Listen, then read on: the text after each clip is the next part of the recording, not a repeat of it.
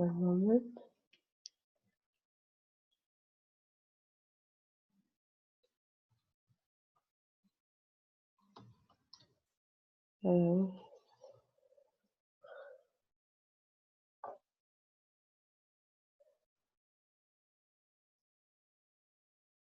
אני שומעת.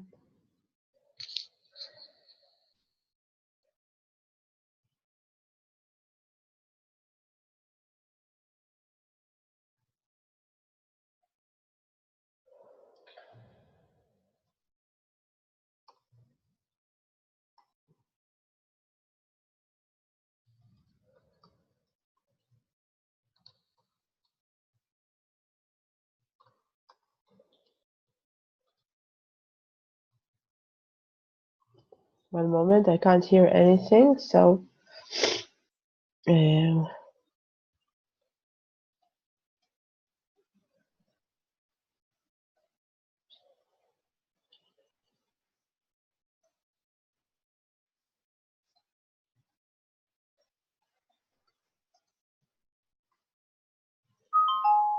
okay. I can't hear anyone, so if anyone hears me, please tell me just that you can hear me, so I'll know that everything is okay. Thank you. Oh, thank you, Anna.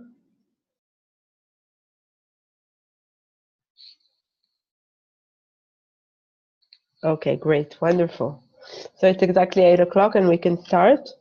First of all, it's nice to meet you, and I'm sorry for not being here last week. I've actually been sick for a few weeks now, and I'm okay, but this is part of the reason why the non-synchronic session didn't really take place. But you don't have to worry about hours, because I'll just include it in the next non-synchronic session, and it's not a problem. Okay, so you don't have to be worried, and it won't be too much. I'll arrange everything, and the goal was that you will create your own Google site. So today you will be able to see how I use my own Google site in order to teach or show things, and you'll be able to get maybe a better feeling about what to do with one of your own. Okay, now let me just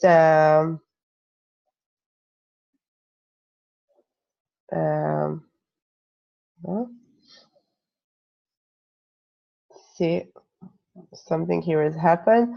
I just want to share my screen with you and show you here and show you what we'll do today. So today we're talking about okay. Today we're talking about games and gamification in the classroom. In order to get to this website that I've created, what you can do is either here, as I'm showing you here, you can go to our Google Classroom and open this, משחקים דיגיטליים ללמידה, and or I will take the URL and paste it in our chat right now. Here. So you can enter it. This is all you will actually need today, because we're working from this website. So I want you to have this website in front of you when we talk. I will show you things on the website, but when you have to write or do something, you will do it from the website itself. You have all the links there and everything. Okay, so let's take just half a minute and go into this website, please. And if there's any problem, just tell me.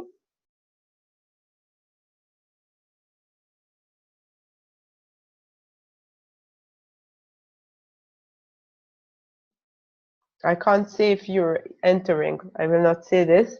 So if there is any problem in entering the website or something, not finding it, just tell me.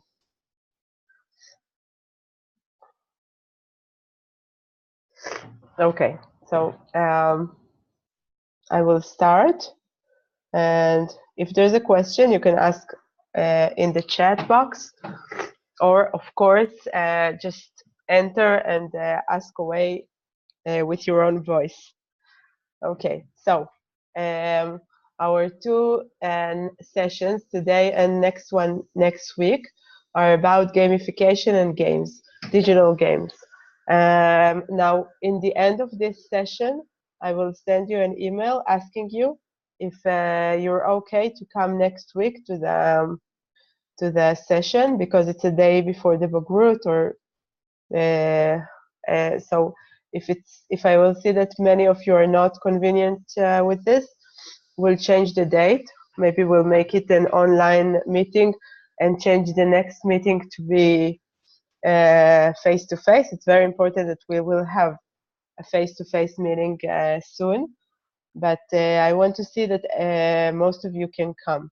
So I will just ask you by email, and if there's a problem, tell me, and I will see how many of you can come, and according to it, we'll decide. But as for now, our next meeting is on next Sunday at Ziv School, 4 o'clock to 7 o'clock. Okay, so let's dive into it. Okay, so gamifying the classroom. So gamification is actually something that is rather new. It's not only it's not something that only belongs to the world of education, but it comes first from other worlds of business, of marketing, and other worlds. And we'll talk just a little bit, because it's such a huge subject, about what is gamification and how does it enter the world of education.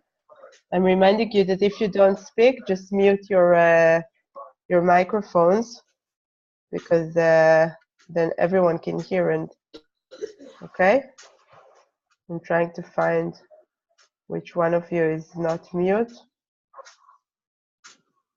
Okay, so if you're not mute, here. Yes. Okay. Okay. So what is gamification? Gamification is as you can see here on the website, there's someone that who is not mute. So please, I can't mute you all the time. Okay. Gamification is the application of game elements and techniques and game principles in non-game contexts in order to improve user engagement and learning. What does this mean? It means that having researched a lot of games, researchers have found that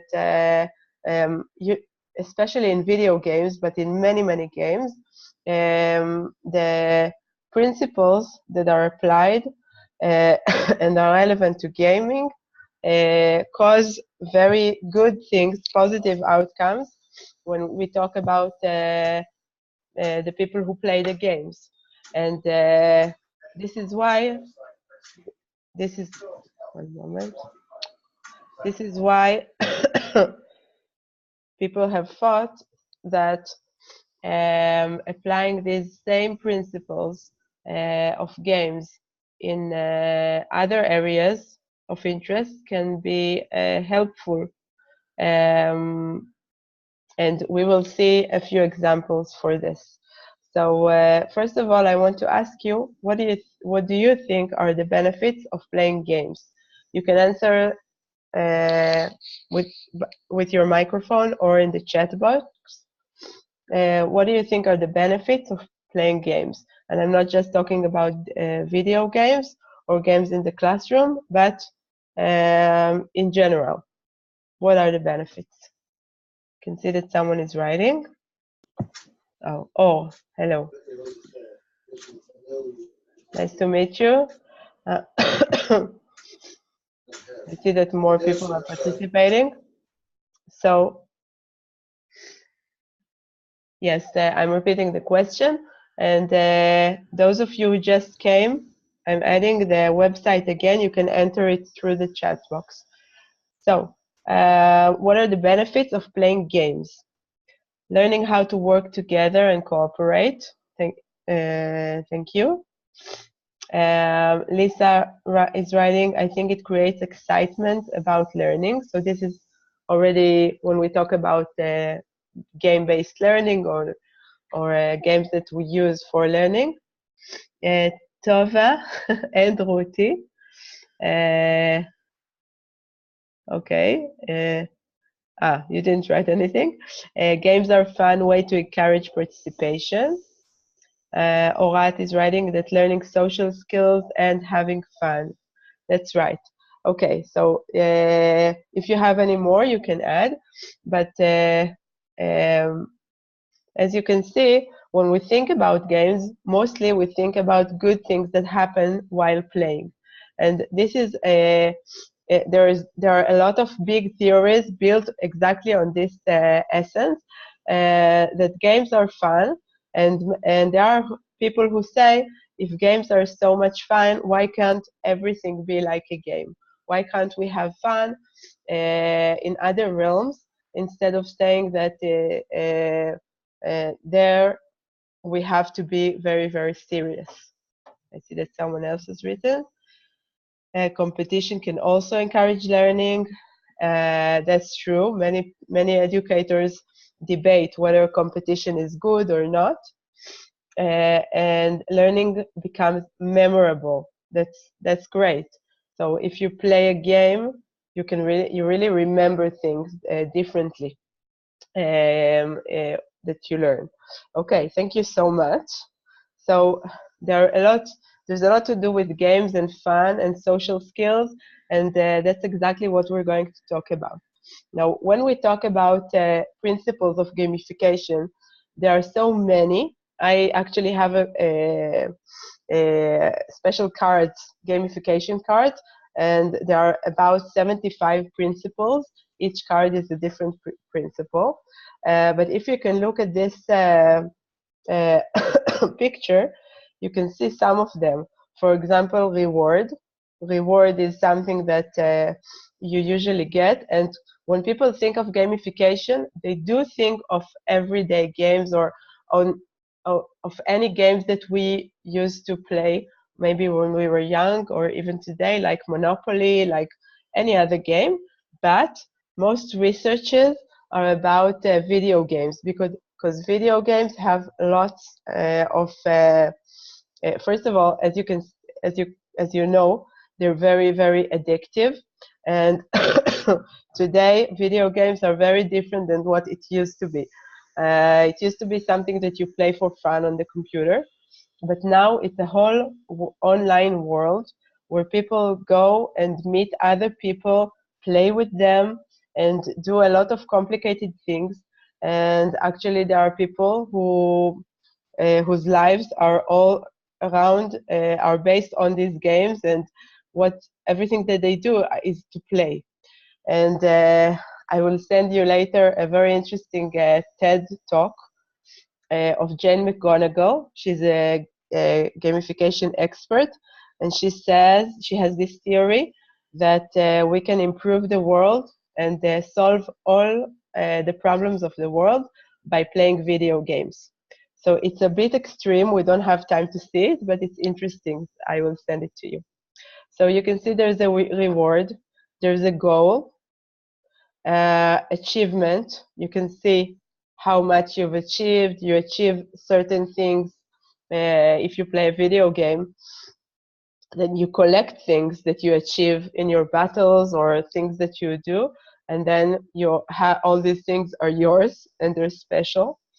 You have to have certain skills, challenges, and there's a lot of user engagement. It's very different from passive learning, maybe in the classroom, or you have to be engaged, you have to act. And of course, there's a lot of learning. I had a student who's a gamer. Gamers are people who really play hardcore games. They play a lot, and they have like a status in this game world. And he said he was very, very smart. And he said that everything can be taught through games. And he actually showed me a game about Rome. He showed me how you can learn history in this game. And then he showed me a different game where you can learn physics, but you don't actually feel you're learning because it's so interesting. So this is the theory. And I want to show you what it means in real life, because as I've said before, gamification doesn't exist only in education. It's actually really new for education, but it has been used in marketing, in medicine, many things. And the thing is how to use principles that exist in games, but not in a game, or the purpose is not to play the game. You have to have a different goal. And also, it doesn't have to even look like a game, because if you earn points, if there's a competition, or other principles exist, it doesn't mean that the whole setting is a setting of a game. Still, these things, the fact that you get points for doing something, or that there is a competition in class, or some other principle, they give motivation, exactly what you've said. They give a motivation, they make you socialize with others, and it all depends on which principles did you choose. So what I want us to do now is to watch this video. It's called Sick Kids Pain Squad. It's an iPhone app that was developed for kids. I think we better see it and then talk about it a little bit, but it explains itself, so I don't have to explain it. So I suggest that everyone will open this video, watch it, and it's 3 minutes and 17 seconds. So let's take 3 minutes and 17 seconds, watch the video, and talk again.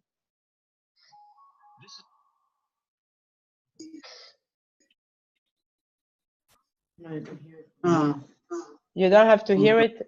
Just open it in your own computer from the website. I will put the video if you arrived late or something. So I will put the video on the chat box, and later you will join us in this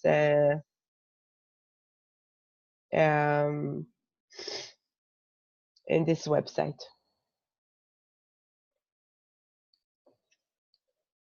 So there's the YouTube video here.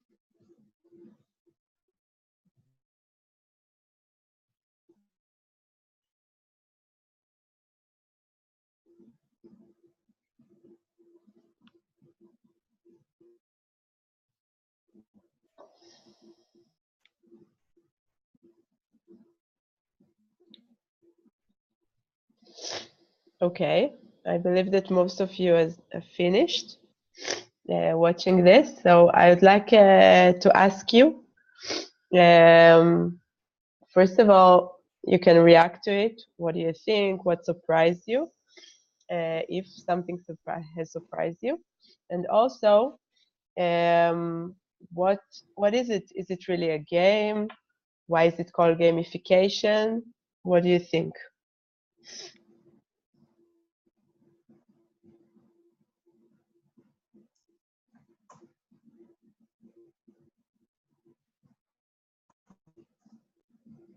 Um,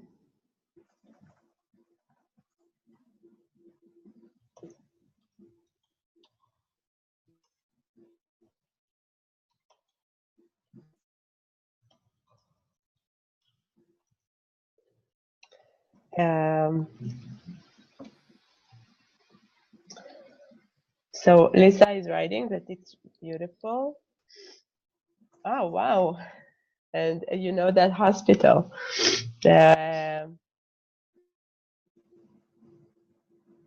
Okay. So first of all, Lisa is really, it's actually really moving that you're writing that your sister was a patient there and you remember those pain reports that were very, very difficult. So you can really understand what the pain squad is doing. Thank you for that. Always writing that it involves the kids.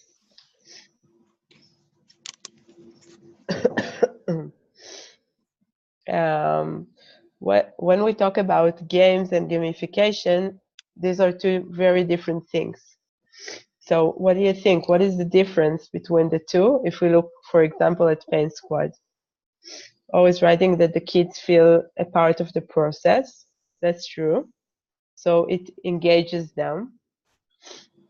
When we talk about gamification, we talk about a process that is gamified, which means that it has principles of games in it, but the purpose is not to play the game.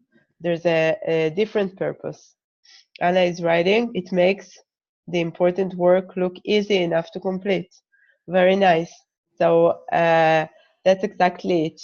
First of all, the goal here is to learn about the kids and their reports and to know which medicine suits them and which medicine doesn't suit them. But it's tiring and it's difficult and the kids don't have energy to do it. And suddenly it really looks like a game, but looks like a game is exactly the key word, because it's not a real game that they're playing, but it's so much like a game because it's social, because many kids, all the kids around them are doing the same thing. Maybe they can even see, I don't know, but maybe they can even see the rest and know how much they feel, how much they did, and how much others have done. So first of all, it might be social.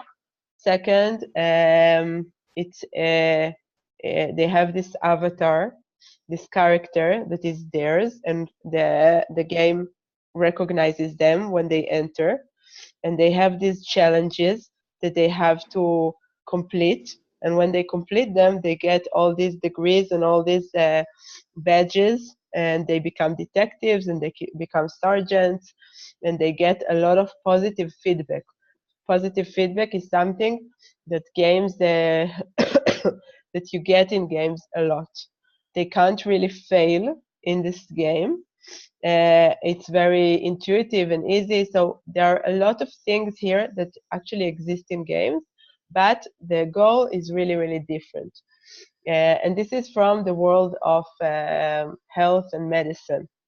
And I think this is a really good example of gamification. Now, many educators around the world have tried to game and are still trying to work on gamifying their classes. And sometimes you don't have to do much, but in order to gamify the class, you just have to give this kind of a suit that you teach exactly the same, but the kids actually feel as if they're in a game.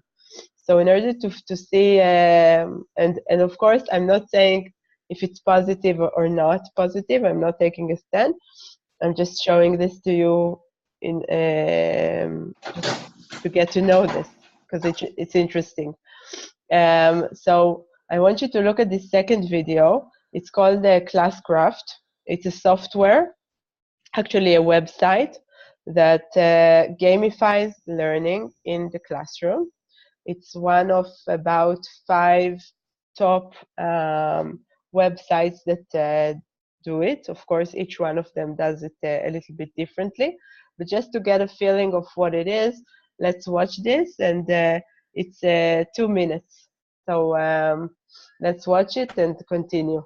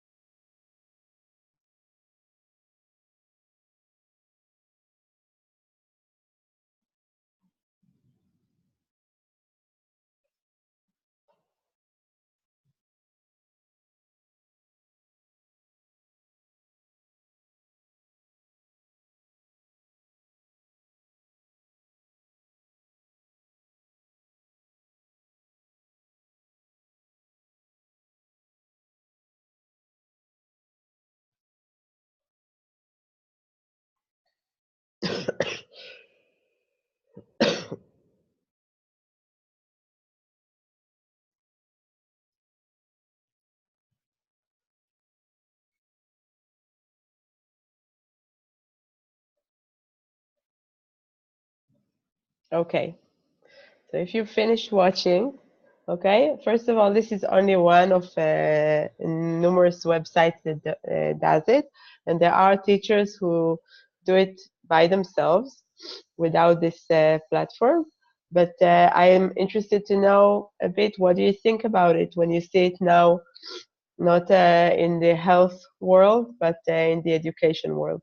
What does it do to you? And, you know, Oh says she loved it, okay. Can you tell me, can you say why, what do you like about it? And if someone doesn't like it, so feel free to say. What do you think?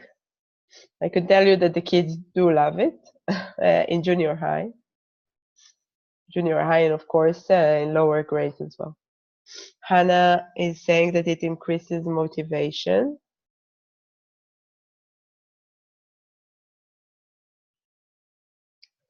Lisa writes that it's she liked the element of playing classcraft in groups. but it promotes competition, and maybe it's not good for the entire year. She didn't like the idea of punishment. That's true.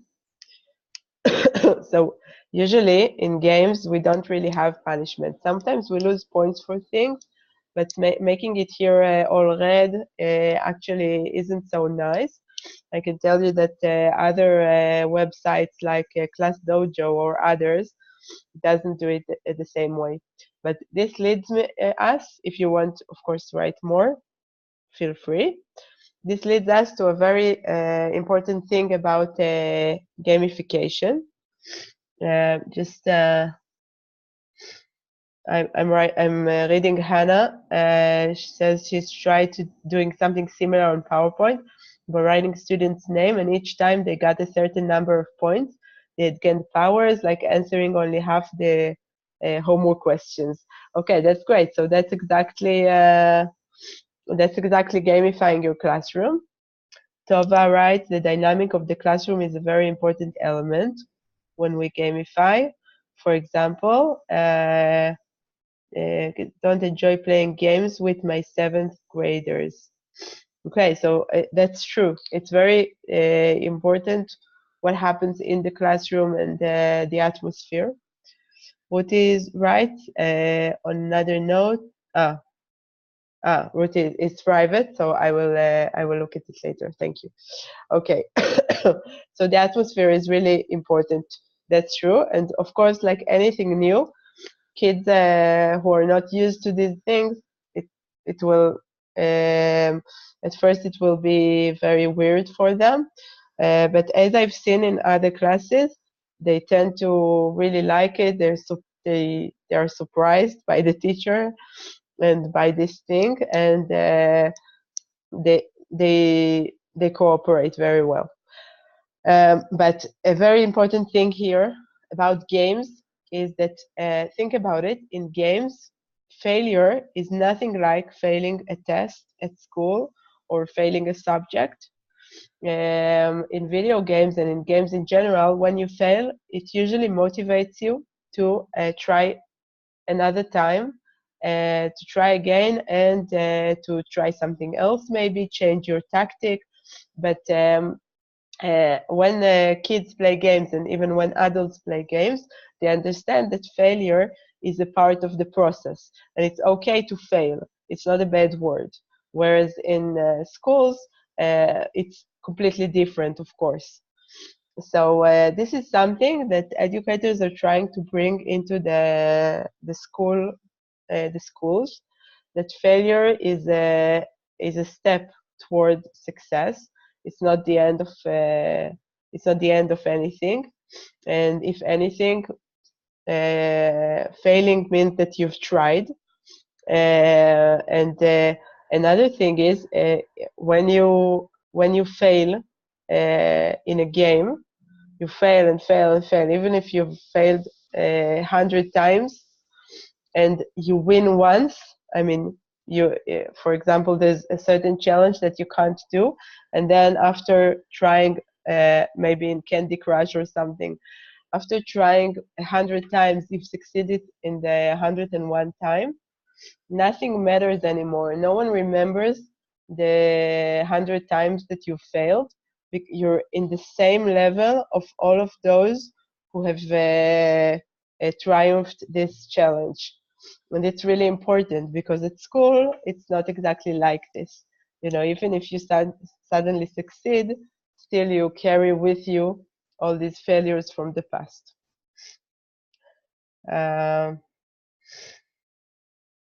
Okay, so this is really gamification on a nutshell.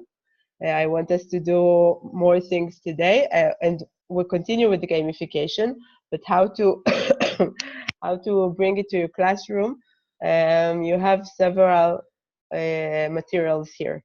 First of all, you have this this wheel that explains a little bit and ideas. But here, this is a very good article about a teacher who gamified her class. and she really explains how to do it and what she's done with it. So I'm just recommending to read it. There's a whole Facebook group. Maybe I'll put the link here. Facebook group in Hebrew called לנצח את המשחק, and it's all the teachers in the group are teachers who try to gamify their classes here in Israel right now. So this is another interesting thing.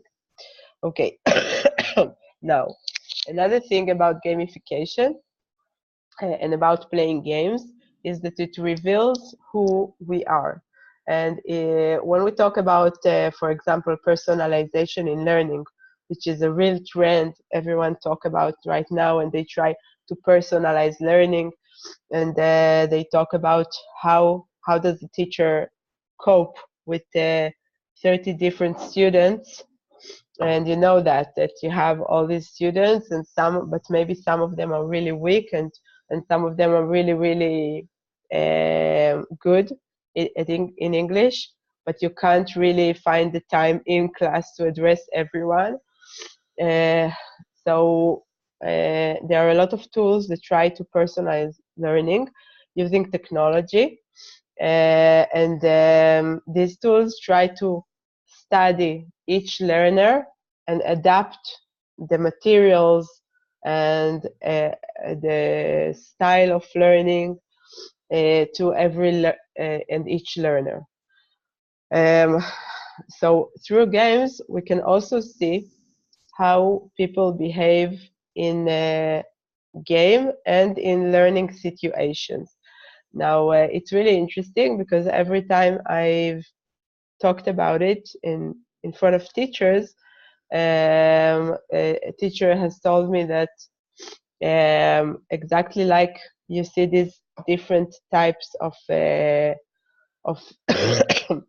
of players, you can also see the different types of learners in the classroom. So what is it exactly? The Bartle test is a test that was created by a researcher named Bartle, and he has interviewed more than 500 gamers and asked them how they play and what do they enjoy while playing. And these massive interviews were his research, and he found out that many gamers have, and he talked with serious gamers who play a lot of hours a day, and he found that there are certain types of gamers that can be identified. He identified 4 of them, and you can see here the killers, the achievers, the explorers, and the socializers. Now, not one of us has only one kind. Every one of us who take the test discover that we have, maybe we are more socializers, but we're also a little bit killers or achievers. And I'd like us to experiment in taking this test. It's interesting also to take it to the kids in the class and try it. But before you take the test, let's look at the different types. And also, if you want to know more, later you can see this this video. We'll not watch it now, but it explains more about it.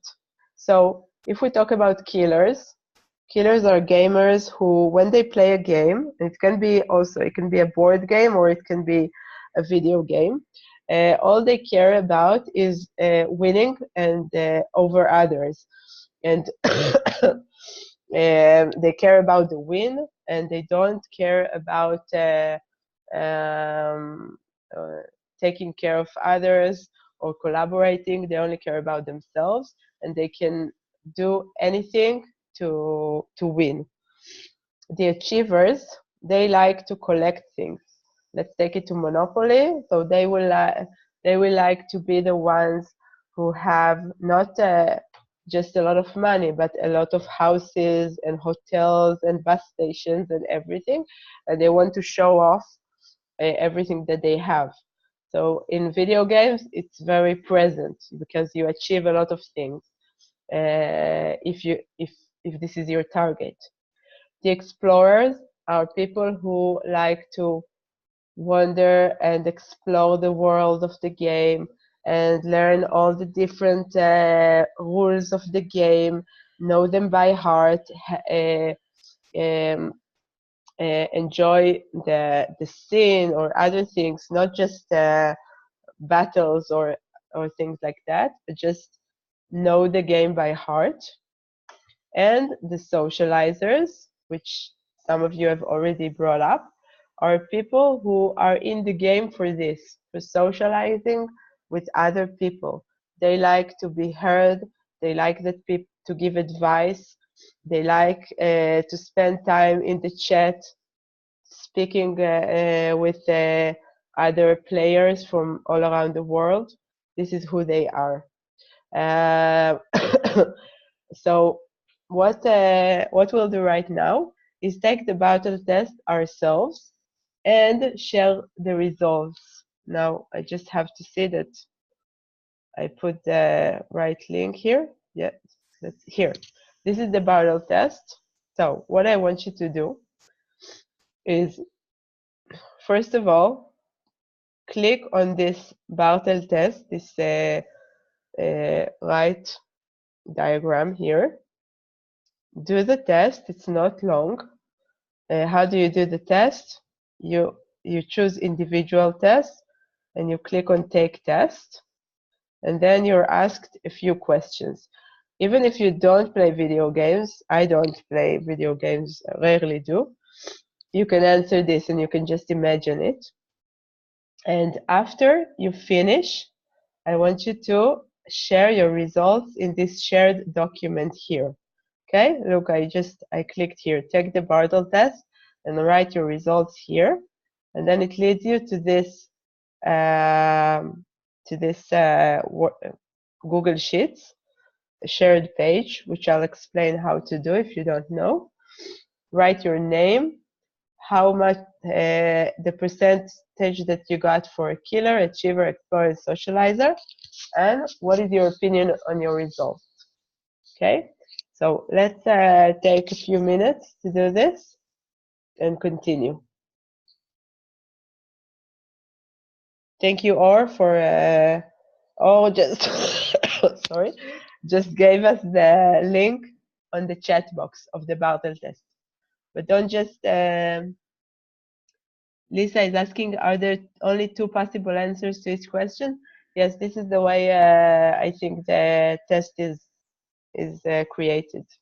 So do what is more right or more correct for you. Of course, it's not black and white. So just I'm looking at this Google Sheets page. Once you're finished, I will see it once you put your results here. So this is how I will know that you've finished. So just if you don't know how to get into the Google Sheets or anything, just tell me.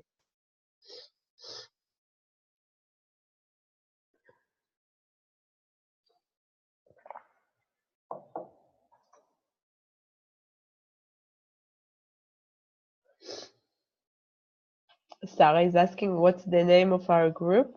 What do you mean? Oh, no, don't go to the group. Above, you take an individual test.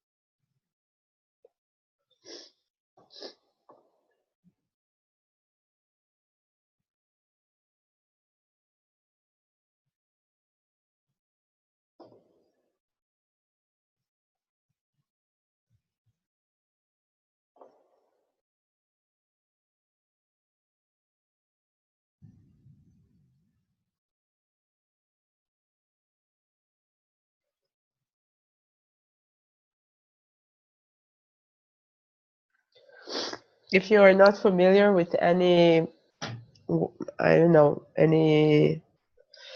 anything that is related to games and it's presented in the questions, don't hesitate to ask. Many of us are not are not related to this world.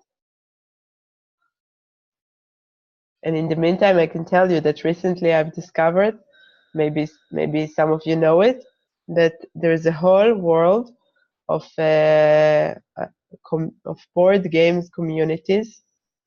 There's a really large community in Israel. They have Facebook pages and groups, and they meet every 2 weeks or every 3 weeks in places to play special board games. People who don't know each other. And these board games are not just board games, like they're not something very, very easy. They are really special things that are brought here from the States or from Europe. And they just, this is their hobby, and they're not kids, and they can be 40 years old or 50 years old, and they just meet and sit hours and hours playing these games. So this, to me, it was new. But I guess that people really like playing games. So I see that Anna and Nuria has put their scores already. So we have 2 explorers over here, but we can see that there is a difference between them. And it's interesting to see that so far both of you are agreed with your results. So let's see, everyone. And we can start thinking, those of you who have finished, you can start thinking, if you do it with the kids in the classroom, what would it, how would it help you? I mean, would it help creating groups where you have a group of explorers for group work in the classroom, a group of killers, or would you like to make heterogeneous groups? Maybe it would help. Lisa is writing, not quite sure what to make of it, and I've never played a video game in my life. Okay, so Lisa, this is maybe it's a time to try. But it seems that you're more of an explorer and socializer. We don't have many killers here, which is interesting, although we know they exist in games. But it's not only about video games. I think that maybe we can, even when we talk about learning and we think about our classrooms, who are the kids that will do anything to be heard and to get 100 in the test? Who are the kids who like to work with others and collaborate and always ask to sit together and study together? Do they know what is best for themselves or not? Oat writes that she's an explorer and an achiever. So this is nice, and it's really symmetric because what Oat has is 33 and 33 for killer and socializer, 67 and 67 for achiever and explorer. You can see Tammy is a socializer, and Or is more of an of a killer. We've waited for one here, and she writes that it's interesting. Tova writes that it's surprising. She's more of an explorer, but also maybe a killer and achiever.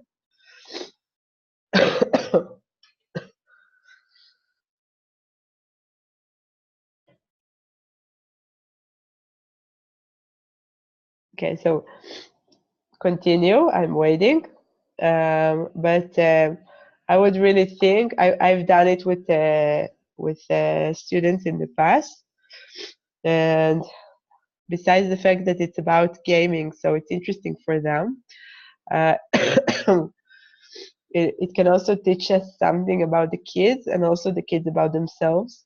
I would even ask them to write about it, about why do they think that they got these results, and does it match the way they see themselves and perceive themselves. So it's a nice writing activity. But also, what it says, yep, that's me. That's so nice because you can really see how much, how heterogeneous everyone are, but also very much alike, because everyone has the same things, just different amounts. And I'm really waiting to see all of you.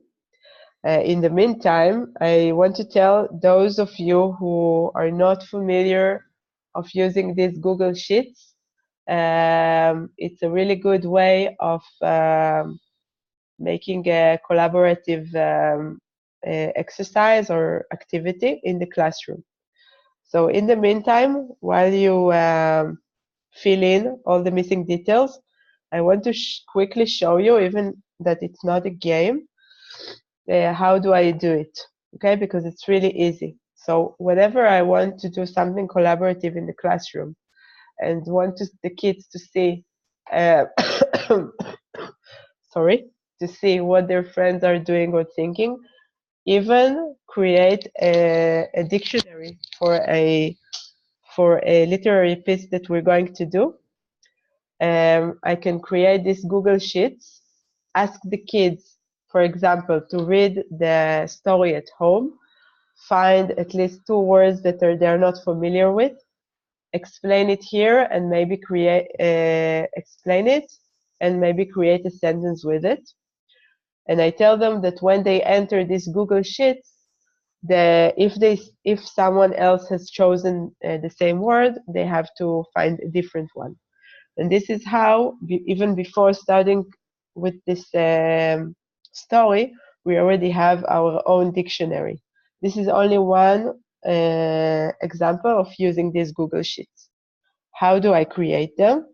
I'll just share my screen again to show you. I really want us to see the rest of the games, but I'll do it quickly because I think it's important. And I will continue looking at what you're doing here because it's really interesting. Okay, so I go to Google Drive. You see, this is my Google Drive. Every one of you who has Gmail, and I'm sorry, some of you are really familiar with this, but every one of you has a Gmail account, has also a Drive account. So when I'm on Gmail and I click here, you see this triangle, Drive. This is Drive, where all of the documents and everything is kept. So here I can also create. I can create docs, sheets, and slides. When I want to use this, when I want a collaborative activity with slides, I click on Google Sheets.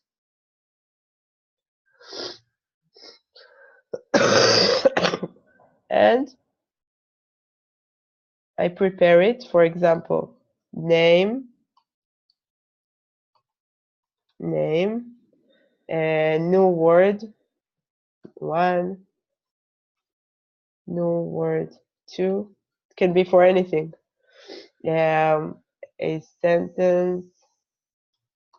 Sometimes maybe at the beginning it's good to put all the names of the students here so that they will not erase each other's names and fight, but when they get used to it, it's really easy.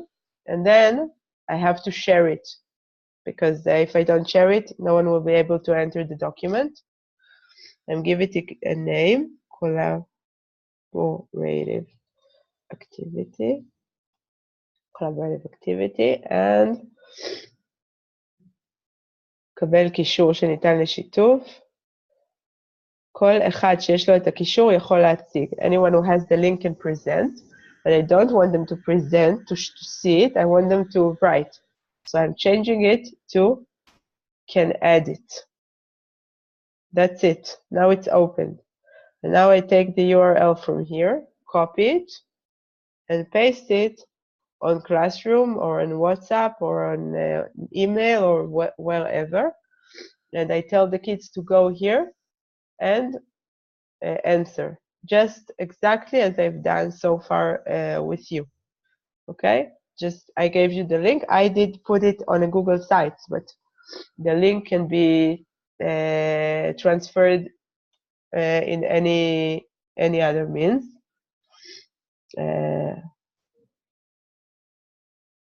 Okay, so Sarah Zohar says that someone wrote on her name. That happens at the beginning, okay? Always when you work with shared documents, then the students will start saying exactly like you, and it's true. But they will be very angry. And then what I tell them is, don't be angry, because it always happens when you're not used to working with shared documents.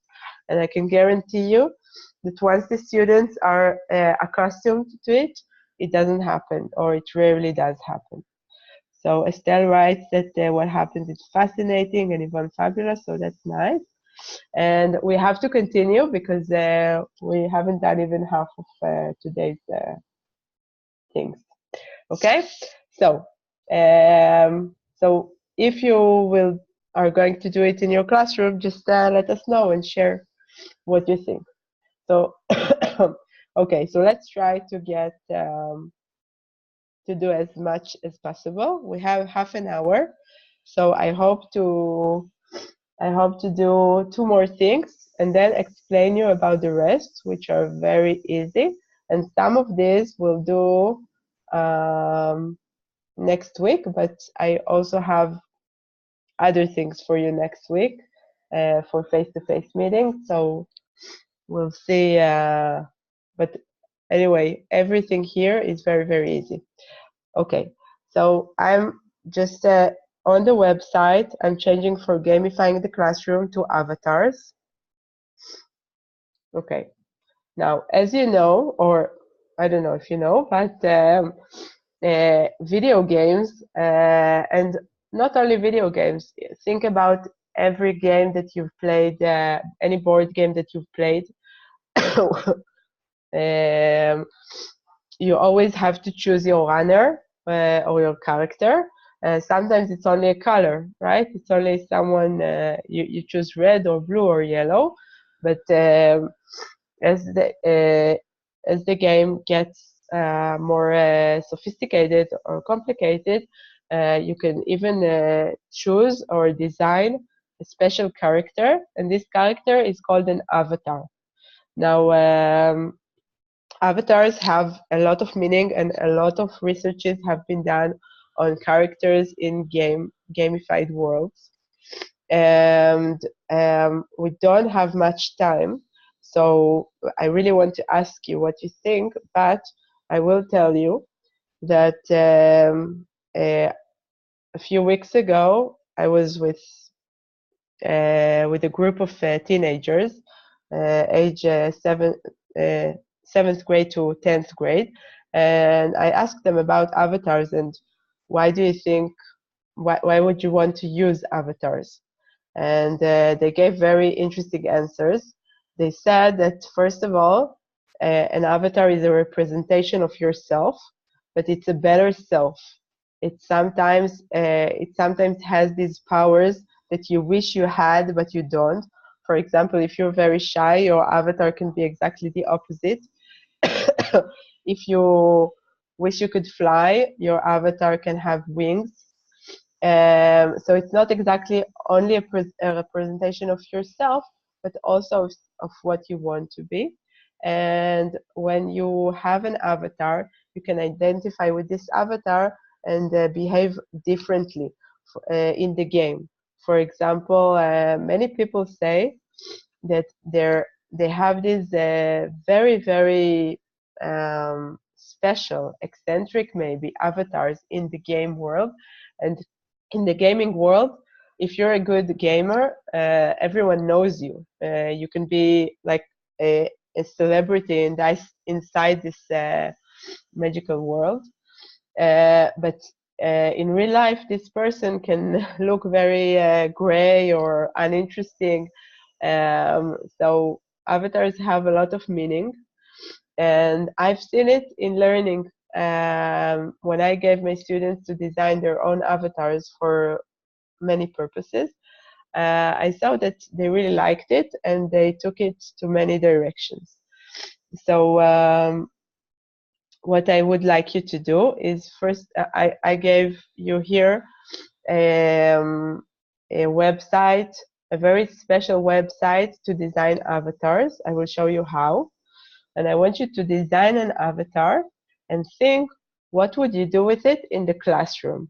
Now, first, I will show you in a minute how to design it. But here, you have the link to this slideshow. It's called Androidify Yourself because this avatar, this character is called Android. And I want you to write just what can you do if you let kids create their own avatars in the classroom.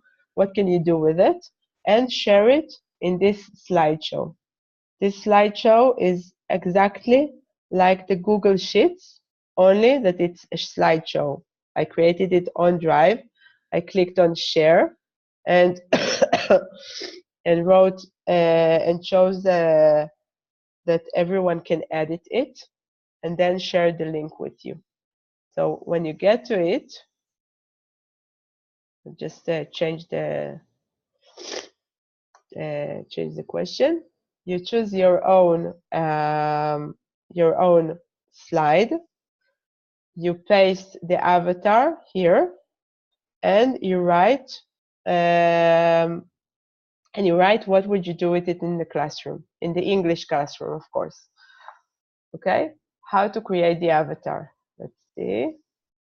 Okay, in order to get to it, first of all, you can do it by your phone or computer. You go to this website, Androidify. And the only thing where people get stuck is how to save them. So I will show you how to save them to your computer and then upload it to your to the slideshow. Okay, so first of all, here I click on Create and Share. And here, exactly like in the classroom maybe, where people feel they're exactly the same as everyone else and no one sees how they're different maybe, then you have this regular avatar who just looks the same as any Android. I'm giving it a name, for example, I don't know, Raphael. I can't write with capital letters here. And maybe I choose a different color. And then I start designing. You see, just like a kid, it's really fun. You can choose anything you want and add to it. Of course, it's better when you give the kids to do it. Tell them to design something that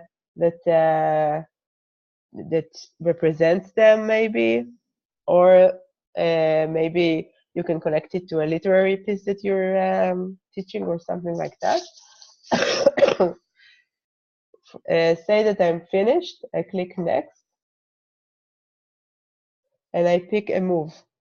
I can choose this move if I'm very, very happy. And then I click done. Now submit. Oh, here I agree that I'm more than 13 years old. Submit. And my avatar is being prepared. When it's down, I have this arrow. You will see it, I hope, in a minute. My internet is a little bit slow. Where I can download it. So it's downloaded into my computer. Here. This is important. Here, I have this red arrow. I click and download. So it will let me save it onto my computer. And then I go to the shared document, the shared slideshow, and copy it to my slide. Now, maybe if you don't do it a lot, it seems a little bit complicated, but it's not for the kids. usually, and also for you when you get used to it. So I saved it in pictures. It's called Raphael, and it's saved. Now I will go to the slideshow here, and Kovet or file here. Add a picture. העלה מהמחשב, upload, and then I go to pictures. Try to find Raphael. Where is he? Maybe I'll search it. Here, Raphael. Here, and here it is.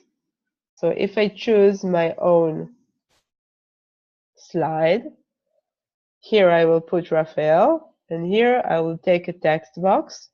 And maybe it looks technical, but this is part of the tools that we're learning in this Ishtalmut. So it's not only games now, but it's important for me to show you how to use all these Google products. So here, my name, Irit. So Irit, and I would use avatars in the classroom for. And this is what I'd like you to do now. We'll try to do it shortly because we have another game, just a game to play today. And I will show you how to create it. So just let's take, it should take 10 minutes, but let's try to do it even in 7 minutes so that we'll be able to play the next game as well. Okay? If you have questions, I'm here. Let's take 7 minutes from now until 9:15.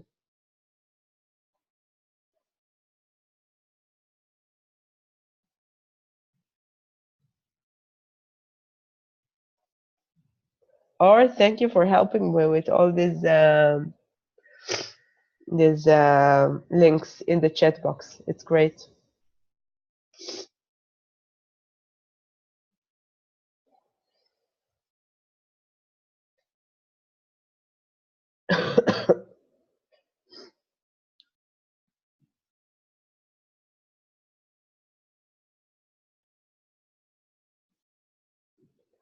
While you're working, I'll just say that this shared document, the Google Slides, enables, first of all, for everyone to enter the same document and work. Of course, that groups can work on the same slide, for example, 2 or 3 kids on each slide.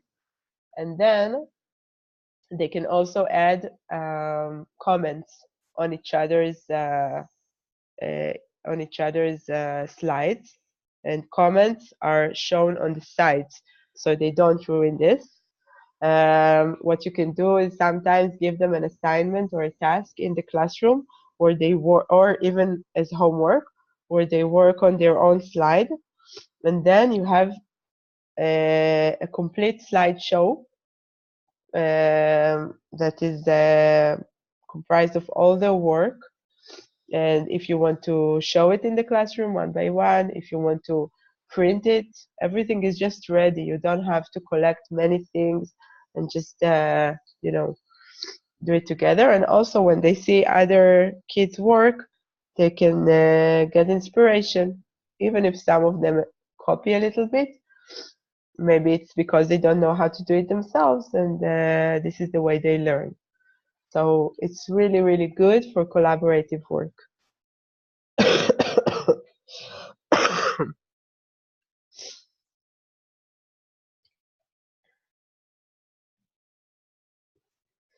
So I'm really curious about hearing what would you do with these avatars in the classroom. I've had some ideas myself that I've done, but I'm sure you will have really interesting things. Maybe you've done it.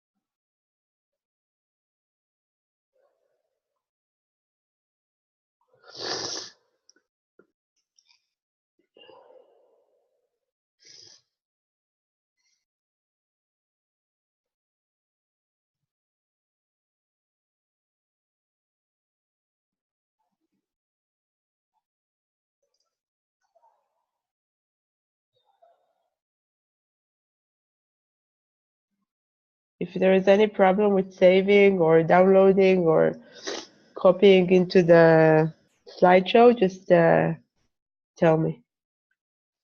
I know that it's fast, but we are going to have our 3-hour session next week and we'll have time. Although, as usual, I've prepared a lot for this session. But I think it's going to be a lot of fun.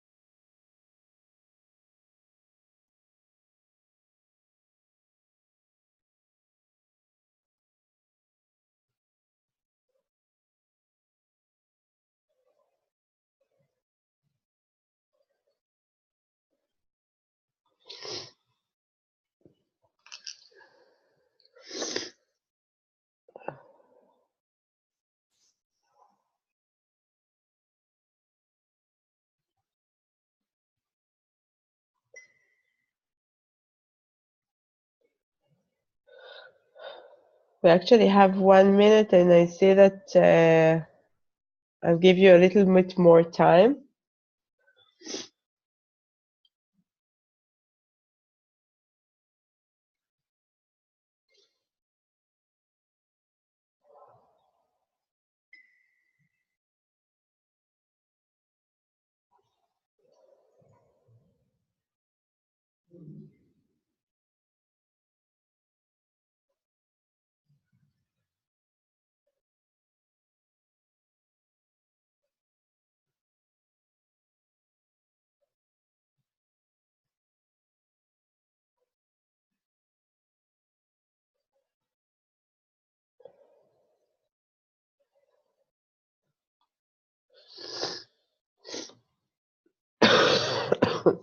Okay, I can see our first avatar here from Nuria. Look how different it is and how much we can learn from this avatar, maybe about Nuria. She writes that she would use avatars in the classroom to allow students in the class to imagine what the characters in the book they are reading look like. Great, either according to direct and indirect characterization in the book or from their imagination. That's amazing. Thank you. I think it's a great idea, and I'm waiting for others, but I'm really asking you, even if, because in a few minutes we'll have to go to the next game and finish, but even if you don't do it right now, then please finish this exercise so that we will have a bank of ideas on using avatars in the classroom.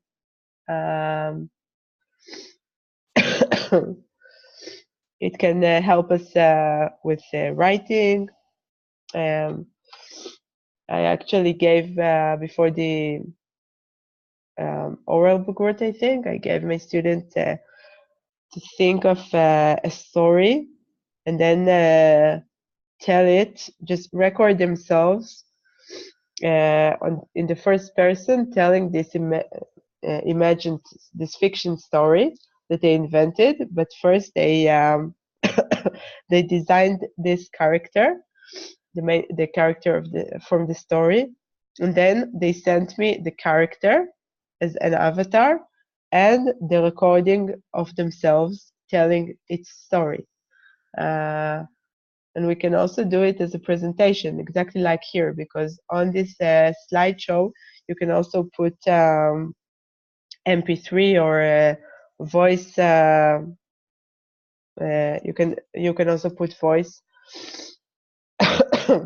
so that everyone will be able to listen and to hear. It can even create a book. We have another one coming here. Yes, yes. Okay, on the first page. All right. She'll use avatars teaching hot. Can you elaborate? Maybe you haven't finished, but first of all, your avatar looks really cool.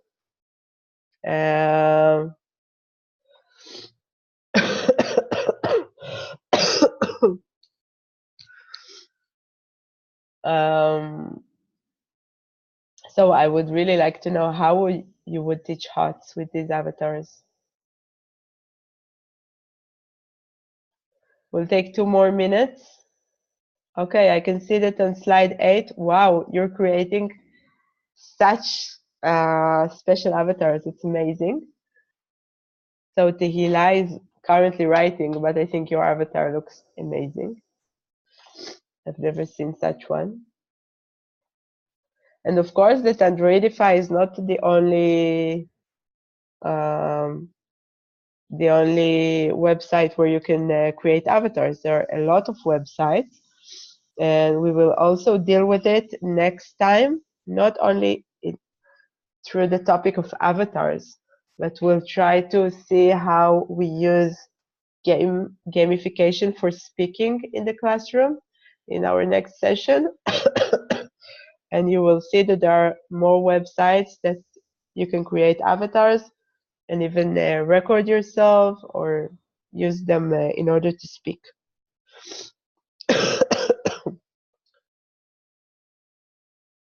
Okay, so this is another minute we'll take. I can see something going on in slide 15.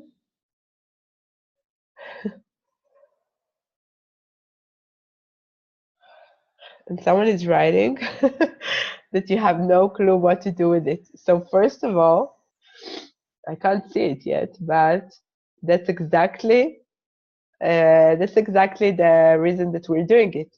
So we can learn from one another.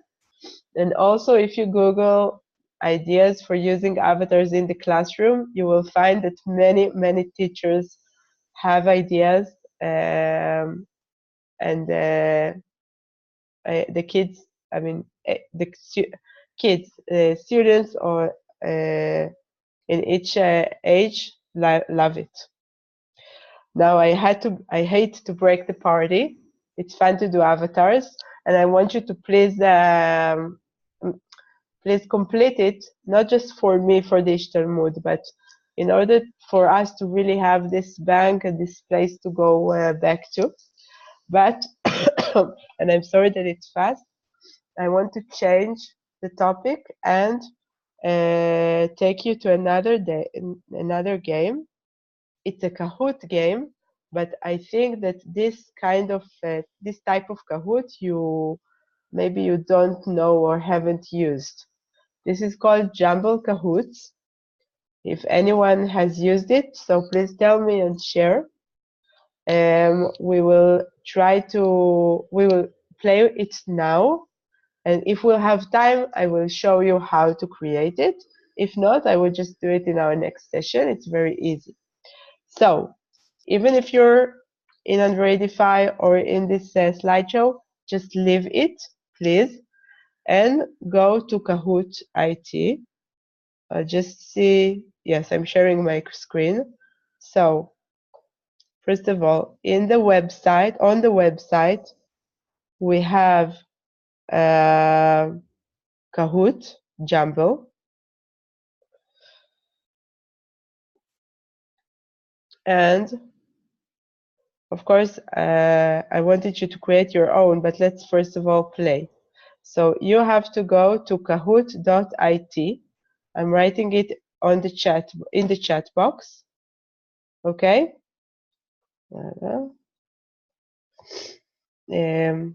Kahoot. I see that Ruti and Ilat asked me how do you post it. So you just you save the avatar onto your computer, you go to the slideshow, click on add or hosafa, tmuna, picture, and you choose it from the computer, okay? If you can't do it, then I will show you in our next session face-to-face. Okay, so kahoot.it, just go there, please, with your computers or cell phones, and I will now show you the code for this jumble game about English grammar. Okay, and I haven't created this game. It's I found it in Kahoot website. So as you can see, you already have. I'm just imagining that everyone knows what is Kahoot, but even if you don't know, you go to kahoot.it, Kahoot it, and then you are asked to insert a code. So the code is now on my screen, 107970. And then just one moment, I'll just, oh, I can see that you're here. So it tells me to refresh my browser. So I'm trying this because I'm afraid that things will not work. Okay. One moment. No. I'm starting it all over again. Yes, it's the same code. Okay. Oi. One moment. Classic. Okay, same code. And I've asked the game to just choose your a username. So we have the kind cheetah, the super lion, the ancient lion. I don't know why it starts all the time. Maybe something to do with the definitions, game options.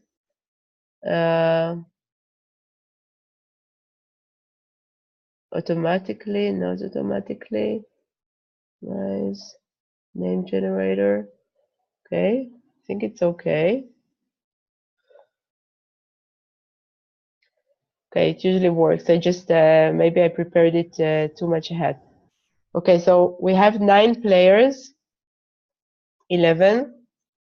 Great. And just, let's wait. We have 5 minutes, so I can't wait anymore. If you haven't entered, okay, you can still enter in the middle. Okay, let's try it out. You don't have to choose the correct answer. You have to arrange the answers according to sequence, okay? And you do this in Kahoot. Let's start. 14 questions.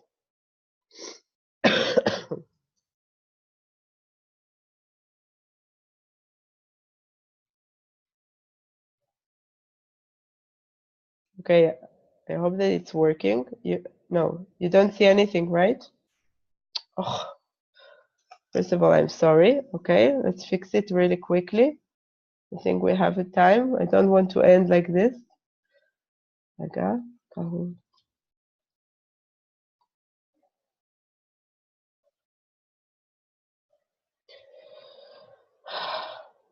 Okay, this is an internet problem, I think. Let's see.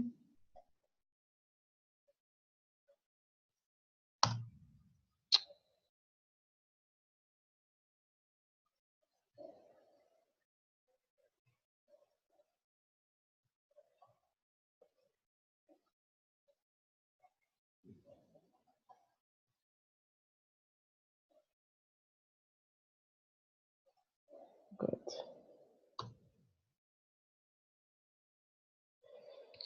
I don't know if you hear me because it looks like my internet is not working well. But I'm trying. We have 3 minutes. So in the meantime, oh God. If not, we will do it at the beginning. I still hope to do it right now. because I wanted to end with a fun note, and also it's something really nice that you can already try in the classrooms.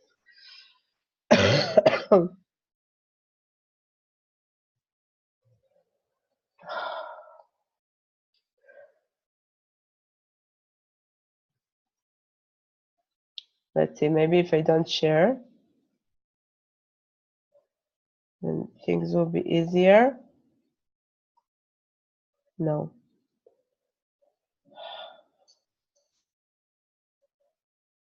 Let's see.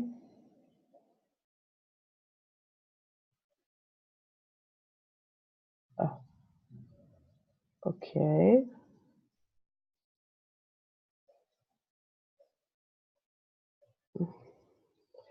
Okay, it's 2 minutes to, let's just take a last chance. No. Okay, so first of all, I'm really sorry to end like this. Okay, I hate it. But first, what you can do is try by yourself. I mean, you go to the website, you choose the same game that I chose, and I will also send it to you by mail. And you play it on your computer, and then you enter the code on your phone. Okay? And then if you enter the code on your phone, you can really play the game and see. It's really, really nice. And many teachers don't know about it. There are many prepared things already, and we will try it next time. So in conclusion, today we talked about, not in conclusion, but to conclude, we talked about gamification today. We got to know a little bit about the concept, and there are a lot of reading materials if you want to, get into it more. And also, we worked in shared documents, we created avatars, and we almost got to know Kahoot. Now, on the website, this same website, there are many different games for learning English and others.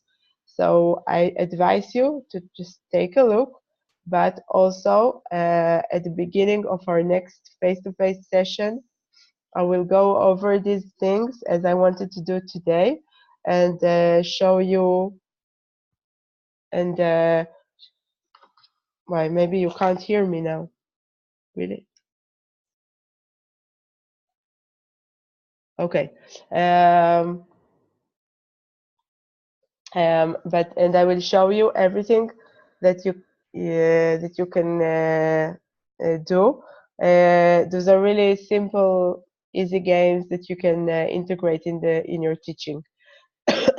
So for now, have a great week. Tell me by mail if you can make it in the 14th to a face-to-face session or not because of the Bagrut. And everyone who needs to ask me a private question, I'm still here, so you can ask me. Goodbye. Thank you so much, and I'm sorry for this lousy ending.